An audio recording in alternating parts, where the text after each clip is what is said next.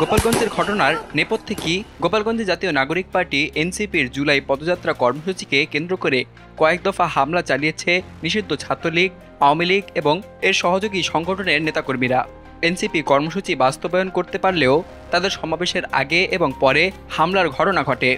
এছাড়া উপজেলা নির্বাহী কর্মকর্তার গাড়িবহরে হামলা ভাঙচুর এবং পুলিশের একটি গাড়িতে ভাঙচুর ও আগুন দেয় আওয়ামী লীগের নেতাকর্মীরা। বুধবার এনসিপির কর্মসূচিতে নিষিদ্ধ ছাত্রলীগ, আওয়ামী লীগ এবং সহযোগী সংগঠনের নেতাকর্মীদের হামলা বাংলাদেশের রাজনীতিতে গুরুত্বপূর্ণ প্রভাব ফেলবে বলে মনে করেন রাজনৈতিক বিশ্লেষকরা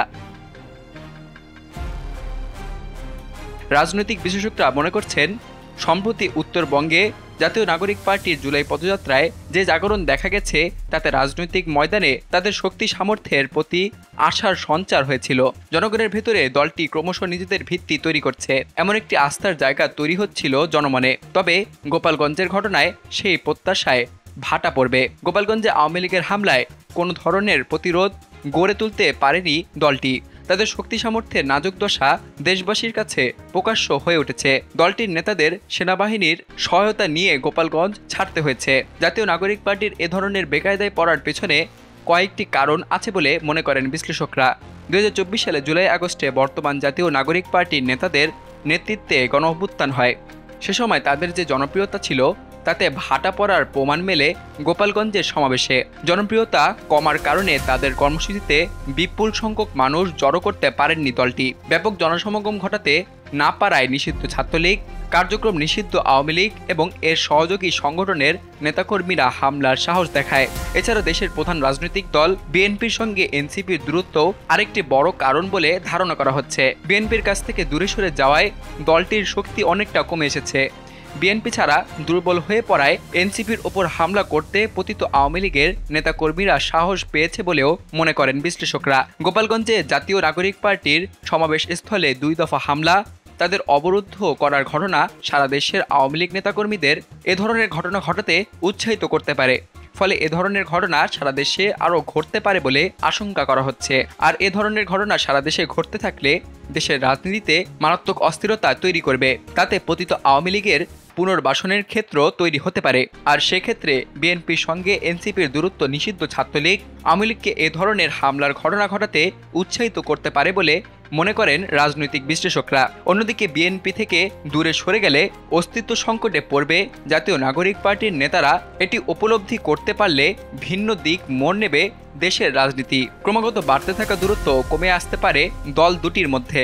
গত 28 ফেব্রুয়ারি স্বৈরাচার শেখ হাসিনা বিরোধী আন্দোলনকে নেতৃত্ব দেয়া বৈষম্য বিরোধী ছাত্র আন্দোলন এবং জাতীয় নাগরিক পার্টির অগ্রভাগে থাকা একদল তরুণ তরুণীর নেতৃত্বে আত্মপ্রকাশ করে জাতীয় নাগরিক পার্টি।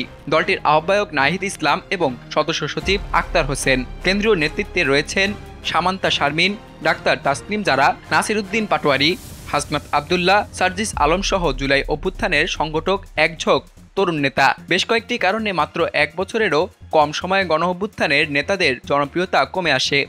এর মধ্যে রয়েছে নিজেদের মধ্যে ঐক্যের অভাব, অভ্যুত্থানের শক্তিগুলোর মধ্যে বিভক্তি, বিএনপি, জামাত সহ বিভিন্ন রাজনৈতিক দলের সঙ্গে অনৈক্য, বৈষম্যবিরোধী ছাত্র আন্দোলন এবং নাগরিক পার্টির নেতাদের কারো কারো বিতর্কিত কর্মকাণ্ডে জড়িয়ে পড়া। এছাড়া বিভিন্ন ক্ষেত্রে ব্যর্থতার কারণে অন্তর্বর্তী সরকারের জনপ্রিয়তাও জাতীয় নাগরিক পার্টির জনপ্রিয়তার ভাটা পড়ার জন্য দায়ী বলে মনে করেন রাজনৈতিক বিশ্লেষকরা। রাজনৈতিক বিশ্লেষকদের মতে একটা রাজনৈতিক দল স্বাভাবিকভাবে সমাবেশ করতে পারল না, এর ব্যর্থতার দায় সরকারকে নিতে হবে। সরকার যদি আগে থেকে ব্যবস্থা নিত তাহলে হয়তো এ ধরনের ঘটনা ঘটতই না। গণঅভ্যুত্থানের মাধ্যমে দেশে একটা পরিবর্তনের পর যে নির্বাচনমুখী যাত্রা শুরু হয়েছে, এ ধরনের ঘটনার মধ্য দিয়ে তা ব্যাহত করতে অপশক্তি সুযোগ নিতে পারে। এখন সবাইকে, সব দলকে দায়িত্বশীল আচরণ করতে হবে, এটা সময়ের দাবি। এ বিষয়ে বিশ্লেষকরা আরও মনে করেন, এ ধরনের ধ্বংসাত্মক কর্মকাণ্ড সবসময় নিন্দনীয়। একটা রাজনৈতিক দল শান্তিপূর্ণ সভা সমাবেশ করবে, এতে বাধা দেওয়ার কিছু নেই। কর্মসূচি পালন করার আগেই উত্তেজনা তৈরি হলো, এটা ভালো না। এর ফলে কি প্রতিক্রিয়া তৈরি হবে অথবা কি প্রভাব পড়বে এ ব্যাপারে আগাম কোনো কিছুই বলা যাচ্ছে না, এটা পরে বোঝা যাবে। তাদের মতে গোপালগঞ্জের যে ঘটনা ঘটেছে সেটি অত্যন্ত ন্যাক্কারজনক। পতিত ফ্যাসিস্ট সরকারের দোসররা একটি রাজনৈতিক দলের প্রোগ্রামে এভাবে হামলা চালাবে, এটি নিঃসন্দেহে ভাবনার বিষয়।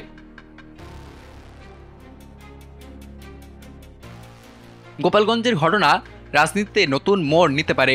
মানুষ ফ্যাসিস্ট শেখ হাসিনার বিরুদ্ধে যেভাবে জুলাই বিপ্লবের সময় ঐক্যবদ্ধ ছিলেন, এখনও সেভাবেই আছেন। সুতরাং এ ঘটনায় সারা দেশের রাজনীতিতে খুব বেশি প্রভাব পড়বে না।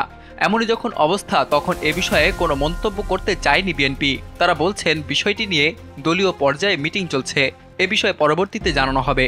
অন্যদিকে গোপালগঞ্জে হামলার তথ্য গোয়েন্দাদের কাছে ছিল, তবে হামলা যে এত বড় হবে সে তথ্য তাদের জানা ছিল না বলে মন্তব্য করেছেন স্বরাষ্ট্র উপদেষ্টা lieutenant general of Mohammad Jahangir Alam Chowdhury. বৃহস্পতিবার দুপুরে স্বরাষ্ট্র মন্ত্রণালয়ে নিজ কক্ষের বাইরে সাংবাদিকদের তিনি এ কথা বলেন।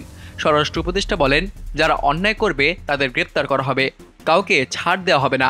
গোপালগঞ্জের পরিস্থিতি বর্তমানে স্বাভাবিক রয়েছে বলে জানান তিনি। গতকাল বুধবার গোপালগঞ্জে জাতীয় নাগরিক পার্টি এনসিপির পদযাত্রা এবং সমাবেশে দফায় দফায় হামলা, সংঘর্ষ, অগ্নিসংযোগ এবং ভাঙচুরের ঘটনা ঘটে। এতে নিহত হয় 4 জন। এই হামলার পিছনে কার্যক্রম নিষিদ্ধ হওয়া আওয়ামী লীগের হাত ছিল বলে অভিযোগ এনসিপির কেন্দ্রীয় নেতাদের। এদিকে জাতীয় নাগরিক পার্টি এনসিপির আহ্বায়ক মোহাম্মদ নাহিদ ইসলাম বলছেন, আমরা আবারও গোপালগঞ্জে যাব। জীবিত থাকলে গোপালগঞ্জের প্রতিটি উপজেলায়, প্রতিটি গ্রামে কর্মসূচি করব। গোপালগঞ্জের প্রতিটি ঘরে জুলাই অভ্যুত্থানের পতাকা উড়বে। গোপালগঞ্জ মুজিববাদীদের হবে না, বাংলাদেশপন্থীদের হবে।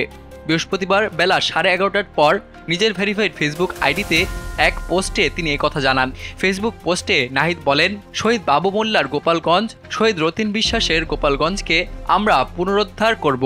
মকসুদপুরে কোটলিপাড়ায় আমাদের শহীদদের কবর রয়েছে। এ মাটি মুজিববাদীদের হতে দেব না। বাংলাদেশের 1 ইঞ্চি মাটিও মুজিববাদীদের হবে না ইনশাআল্লাহ। তিনি লেখেন, গোপালগঞ্জ নিয়ে আমাদের অবস্থান গতকালের বক্তব্যে পরিষ্কার বলা হয়েছে। পুরো বাংলাদেশের প্রতি আমাদের যে কমিটমেন্ট, গোপালগঞ্জের প্রতিও আমাদের সেই কমিটমেন্ট। গোপালগঞ্জের অধিবাসীদের প্রতি রাজনৈতিক বৈষম্য আমরা বিরোধিতা করি। গোপালগঞ্জ এবং পুরো বাংলাদেশকে আমরা মুজিববাদী, সন্ত্রাস এবং ফ্যাসিবাদ থেকে মুক্ত করব। নাহিদ বলেন, আওয়ামী লীগের যুগের পর যুগ ধরে গোপালগঞ্জের মানুষের জীবনকে বিপন্ন করেছে, মুক্তিযুদ্ধকে কলুষিত করেছে এবং সনাতন ধর্মাবলম্বীদের সঙ্গে বেইনসাফি করেছে। আমরা বলেছি আমরা এ পরিস্থিতির পরিবর্তন ঘটাবো। তিনি বলেন, আমরা যুদ্ধের আহ্বান নিয়ে যাইনি, আমাদের পূর্বঘোষিত শান্তিপূর্ণ কর্মসূচি ছিল। মুজিববাদী সন্ত্রাসীরা পরিকল্পিতভাবে হত্যার উদ্দেশ্যে সশস্ত্র হামলা চালায় আমাদের উপর, যেরকমটা জুলাই অভ্যুত্থানেও হয়েছিল। আওয়ামী লীগ সবসময় একটা গৃহযুদ্ধ পরিস্থিতি তৈরি করতে চায়। গণ অভ্যুত্থানে আওয়ামী লীগের এত হত্যাযজ্ঞের পরও 5 আগস্টের পর অনেকে রিফাইন্ড আওয়ামী লীগ আনতে চেয়েছিল। তাদের মনে রাখা উচিত, আওয়ামী লীগ কোনো রাজনৈতিক দল নয়, আর এটা একটা সন্ত্রাসবাদী সংগঠন। তিনি বলেন, 5 আগস্টের পর আমরা বহুবার বলেছি আমরা আইনি এবং বিচারিক প্রক্রিয়ায় জুলাই গণহত্যার বিচার চাই, কিন্তু ছাত্রলীগ এবং আওয়ামী লীগের লোকদের ব্যাপকভাবে গ্রেপ্তার করা হয়নি। গ্রেপ্তার হলেও কোর্টে জামিন দিচ্ছে, থানা থেকে পালিয়ে যাচ্ছে। প্রশাসনের বিভিন্ন স্তরে ঘাপটি মেরে আছে ফ্যাসিবাদের দোসর এবং দুর্নীতিবাজ কর্মকর্তা, যাদের টাকা দিয়েই কিনে ফেলা যায়। গোপালগঞ্জের বিভিন্ন উপজেলা থেকে আমাদের লোকজনকে আসতে দেওয়া হয় নাই, বিভিন্ন জায়গায় বাস আটকে দেওয়া হয়েছে। এরপর আমরা শান্তিপূর্ণভাবে পথসভা শেষ করেছি। যাওয়ার পথে সশস্ত্র আক্রমণ চালিয়েছে আওয়ামী লীগ সন্ত্রাসীরা। নিরাপত্তা বাহিনী যেভাবে ইনস্ট্রাকশন দিয়েছে আমরা সেভাবে সেখান থেকে বের হয়েছি। তবে সবকিছুর পরও রাজনৈতিক বিশ্লেষকরা বলছেন, যা ঘটেছে তা রাজনৈতিক অঙ্গনকে কলুষিত করেছে ঠিকই, কিন্তু যেহেতু আওয়ামী লীগের রাজনৈতিক উত্থান গোপালগঞ্জ থেকে, সেহেতু এখানে এনসিপির কার্যক্রমে বাধা আসতেই পারে এবং এটাই স্বাভাবিক। কিন্তু প্রশাসন এবং এনসিপি নেতাদের যথেষ্ট প্রস্তুতি না থাকাও এই নেক্কারজনক ঘটনা সংগঠনের মূল কারণের মধ্যে একটি।